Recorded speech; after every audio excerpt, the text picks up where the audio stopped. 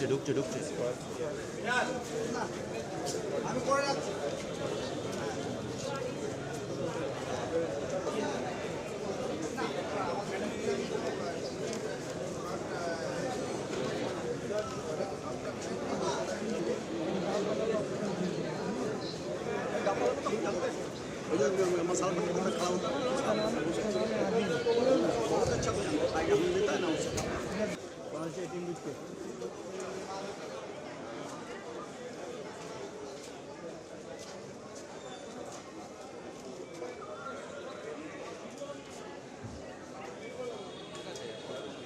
साजन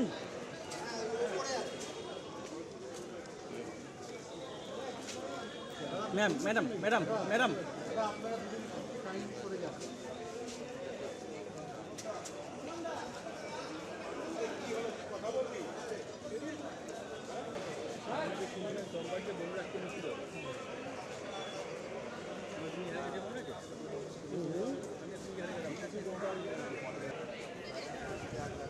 सामने दिए सर एक सामने दिए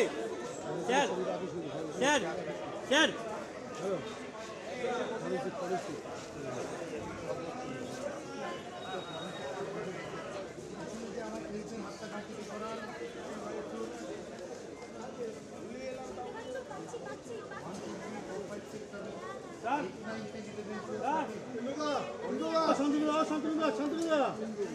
अंदर आने का विजुअल बनाएंगे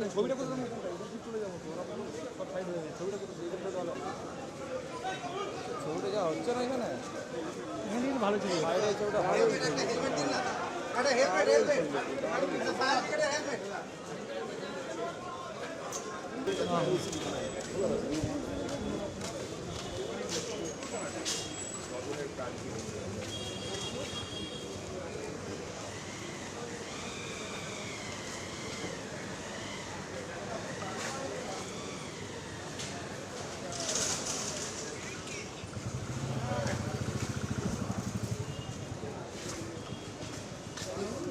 এটা খুব মর্মান্তিক ঘটনা, কিন্তু তার মধ্যেও যেটা উল্লেখযোগ্য সেটা হচ্ছে আমাদের দপ্তরের কর্মীরা এবং আমাদের দপ্তরের আধিকারিকরা খবর পাওয়ার সাথে সাথে এখানে ছুটে গেছেন। ছুটে যাওয়ার পরে ৮০ জন ব্যক্তিকে আমরা উদ্ধার করতে পেরেছি। এটা একটা বড় উল্লেখযোগ্য ঘটনা।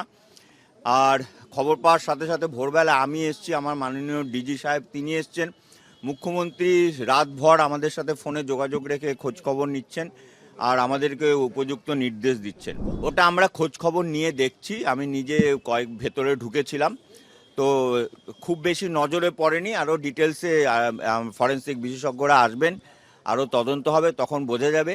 সবচেয়ে ইম্পর্টেন্ট সেটা হচ্ছে এই রকম একটা বিল্ডিংয়ে প্রত্যেকটা ফ্লোরে 4-5টা করে হোটেল, এবং প্রত্যেকটা হোটেলে কোনো ঘরের জানালা নেই, খুপড়ি করে একটা মাত্র জানালা ছিল বলে 2 জন ভদ্রলোক ভদ্রমহিলাকে উদ্ধার করা সম্ভব হয়েছে। আমাদের কর্মীরা ল্যাডার দিয়ে নিয়ে গিয়ে উদ্ধার করে নিয়ে এসছেন।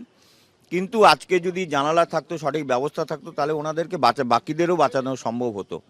তো কি করে কেএমসি পূর্বতন সরকার তাদের অভিশাপ আমাদের বহন করতে হচ্ছে, তারা কি করে এখানে ট্রেড লাইসেন্স দিয়েছেন, হোটেল করার পারমিশন দিয়েছেন, এটার বিরুদ্ধে তদন্ত হবে এবং প্রত্যেকের বিরুদ্ধে কড়া ব্যবস্থা হবে, গঠন হবে, কমিটি গঠন হবে।